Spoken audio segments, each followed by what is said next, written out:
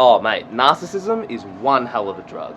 In this video, we're going to be going into narcissism, how to recognize certain signs within yourself or people around you, and how to combat this. It's so funny, before starting this video on narcissism, here I am like looking in the mirror like, yes, make sure that I look all pretty and presentable.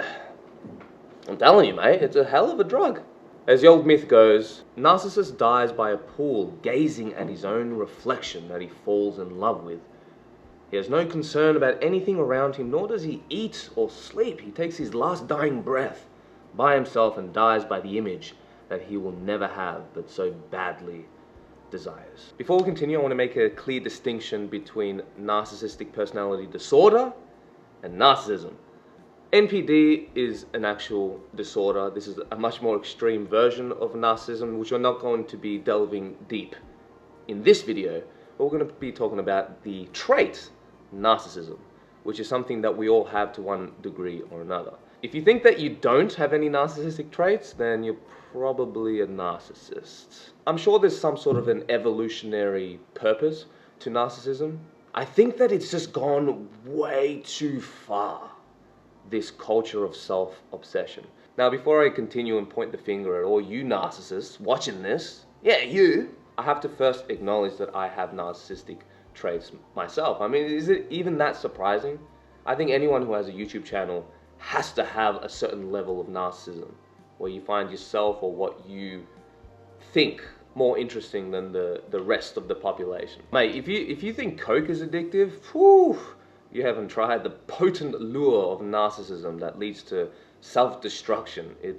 It's not pretty, especially when it goes out of control, because there's one thing about being aware of certain traits, because narcissism, you have to think of it as a trait, just like anything else, like conscientiousness, agreeableness. But when narcissism becomes so pronounced that it grows like a tumor, that you become so blind to those around you that all you can see is your own self, just like the story of Narcissus, you end up just staring into your reflection and you start to neglect all other things, like you forget to eat or mend relationships or, you know, connect with others. Now we can go into this whole 2024 narcissism epidemic that we're going through with social media and just the rise of self-obsessiveness and ego fragility, where you can't even discuss conflicting ideas because you treat it as like this personal attack. Like, it's no surprise that narcissism is like freaking ramping up. I don't think I have to make this video essay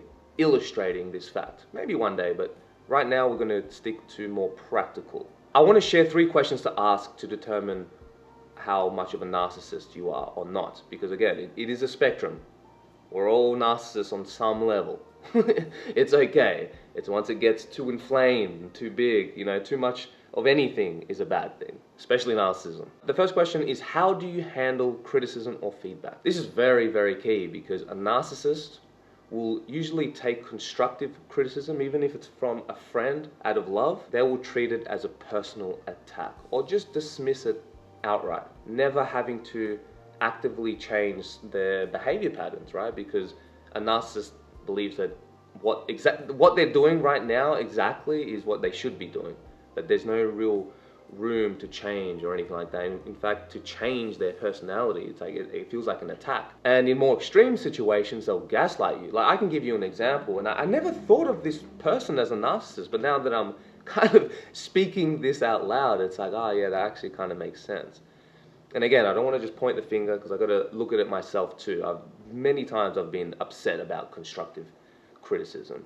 And it's a practice over time, where now it's like, I look at constructive criticism as even if it hurts in the moment, I look at it as ultimately a beautiful thing. We need that. That's how we grow. That's what real friends are. Different topic, but yeah. Let me continue with this story. So I had a friend a couple years ago, which didn't end too well, but basically I shared some constructive criticism, some feedback, some thoughts that were just festering in my mind. Like, you know, when you're holding a certain feeling or thought, something that you want to perhaps confront somebody about, but somehow you just don't, and it just festers in your mind. I was basically upset with one of my friends, because he would always commit to something and then just pull out in the last minute. And then basically I called him out on it. This was like maybe a year ago at this point.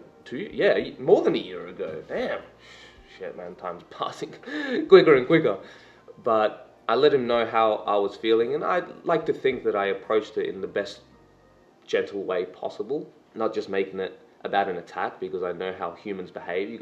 Sometimes you gotta approach situations like really gentle, you know, because people are very sensitive. And I wasn't doing this just to criticize him. I was doing it to make our friendship stronger, so we can air out this ugliness, you know, speak the truth, help each other grow, and all that kind of stuff.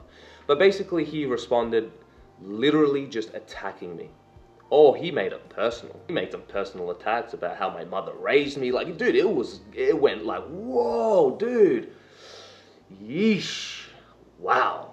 And through this huge essay that he wrote, not once did he acknowledge his faults. It was just attack back, attack back, attack back. And then I would respond to this being like, okay, yeah, like, you have to just take the hits, right? Like, yeah, nah, you're right. Nah, yeah, I could work on this. And yeah, dude, absolutely. But also, you know, no. And he just goes double hard. And I was like, man, I considered this guy to be like one of my best friends in the world.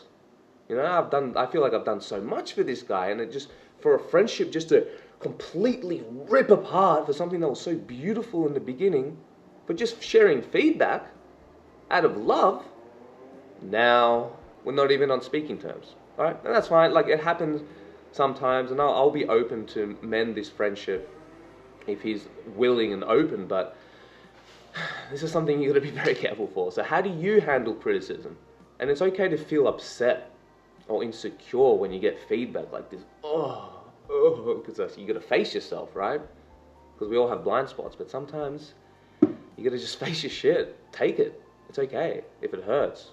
Don't start attacking back and make this personal vendetta, or just ignore it completely. Otherwise, you'll end up like Narcissist, dying by just staring at his own reflection alone. Now, the second question is basically, how do you handle apologies? And like I said in the last question, narcissists often struggle with empathy and acknowledging their faults, and to humble themselves to a point where it's like, nah, you're completely right. And unfortunately, on this YouTube journey, I've met a lot of YouTubers, and the narcissism can be like off the charts sometimes. Unfortunately, I've lost connections with certain YouTubers that I've become friends with in the last 8 years. And it's, again, a similar sort of situation. Because sometimes you reach out, you have this thing that you want to discuss with someone, or maybe someone wronged you in a certain way, but they never really admit that what they did was wrong. Instead, they'll gaslight you. They'll play the reverse Uno card. But actually, this is your fault, and I'll tell you why. Let me further justify my actions and my personality while I continue to push everybody away. And I would imagine it's hard to have, especially a successful YouTube channel. So I think even my channel kind of just declining over time and having like a huge break, it's just like, I had to like kind of break out of this mold, because I know that no one gives a shit. That's why I like obsessing like with comments and how you handle this, and that's why a lot of YouTubers end up becoming so mentally ill. I have to admit as well, like maybe sometimes I can just be too upfront, maybe too confronting, I suppose, sometimes. I'm like learning, okay, I gotta like approach these situations with more empathy and gentleness, you know. I gotta look at the narcissism within myself. Because even narcissists deserve compassion and empathy. And I don't want to just attack all YouTubers like, yeah, you're just all bloody narcissists, mate. Except for me, of course. I'm one of the good ones. It's like, nah, we're all can fall prey to these patterns. It's okay.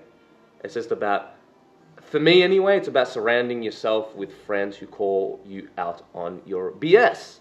This is something that a lot of people don't do, especially those who kind of rise the ranks of like extreme popularity, where they kind of didn't grow up, or they didn't become popular and brought their friends with them. It was like, right? Because when you're like this super successful YouTuber, and like I wouldn't know, but I've met a fair few. But I can see sometimes, like, when you rise to just insane levels of success, unfiltered, especially when it just comes to you so freaking just boom, this explosion, then you start to get in your head more.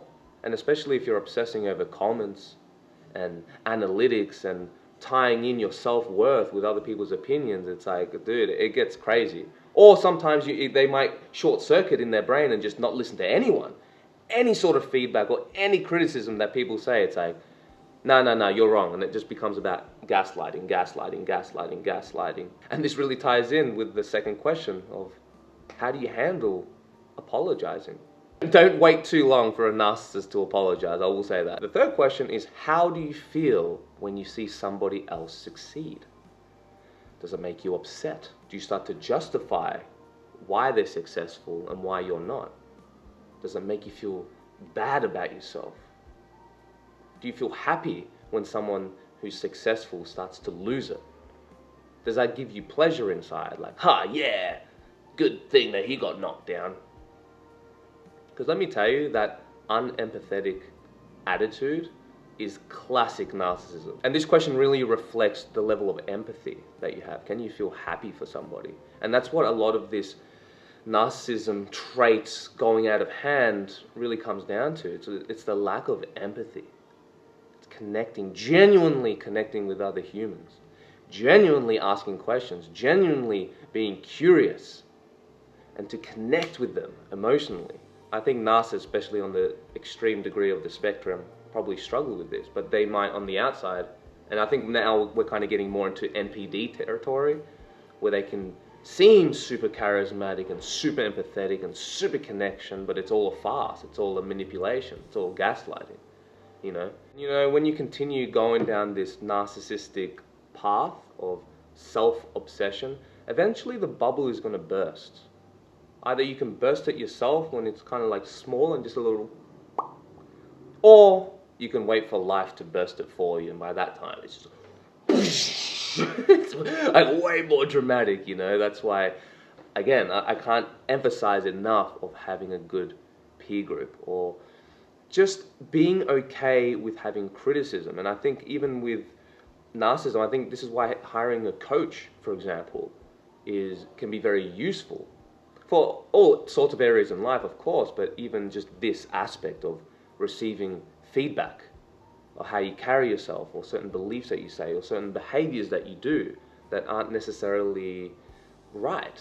And sometimes we need a bit of help, a little blind spots. But a narcissist might be like, I don't have any blind spots, I don't need anybody. But you do, we all do. Narcissism is a hell of a drug, man. It can get you high and high for decades and decades. And you don't even realize that you're hooked on a drug. And like I said, I've struggled with this myself in terms of just being self-obsessed. But it's weird, I don't know, because I've been self-obsessed, especially like on the first few years of this YouTube channel, but it was all through like insecurity, you know what I mean? Like I said before, like I kind of struggled to hear feedback, but I would never attack someone for doing it. It's different, I guess it's different if it's like a random comment from a stranger who doesn't know you, then it is like, dude, go fuck yourself, you don't even know. But when it's a friend that comes and gives you feedback, man, I always take that to heart. Sometimes too much, and I've allowed even narcissists to gaslight me in the past, and it made me feel crap about myself because I was already so insecure, I was already here. And then you have like this narcissist who has much, a bigger hubris or more confidence, I suppose, and then they'll make you feel like crap, keep you here, right? Not having genuine empathy. And then how do you even get empathy? Well, it's really about asking questions, connecting with people, doing meditations of really being aware of your own narcissism. You got to like accept it. That's step number one. And then over time, you move past it. Because it's easy for me to tell you how to avoid being narcissistic, but I think a more practical approach is to actually look at the opposite end of the pole. What's the opposite of narcissism? Humility, modesty, I suppose. You got to tap into that reality that no one really gives a shit about you. Like, you're not that special. And even if you are this super genius and you're extraordinary in your abilities and you really are special, it's still based on the shoulders of giants that came before us, or your peer group, or something. Like, you can't build skills or learn anything without what came before us. the technology that has been built, the foundation that has been laid, you know, for us to even do anything. Like for me to do this YouTube channel, I can easily be like, oh look, yes, I'm so special. Look at me. I am a creative genius, you know. But this camera, how could I do this if it wasn't for the Japanese creating this amazing technology, the Sony A7 IV, or this light? Imagine if I didn't have this technology and would have to, I guess that's not too terrible, but come on. How would I upload this video if it wasn't for all those hardworking people who make the internet a possibility? Any possible success or intelligence or skill that you have to be grateful and thank the people around you, the earth that was created, and you know, if you want to go spiritual, thank Source, thank God for creating this earth and the way it is, and for you to be in this situation right now. You know what I mean? And that's where narcissism is really a hell of a drug, because it can trick you into thinking that you really are the shit. It's very similar to coke, I suppose, except way more addictive. But yeah, that's it. Get out of here, mate.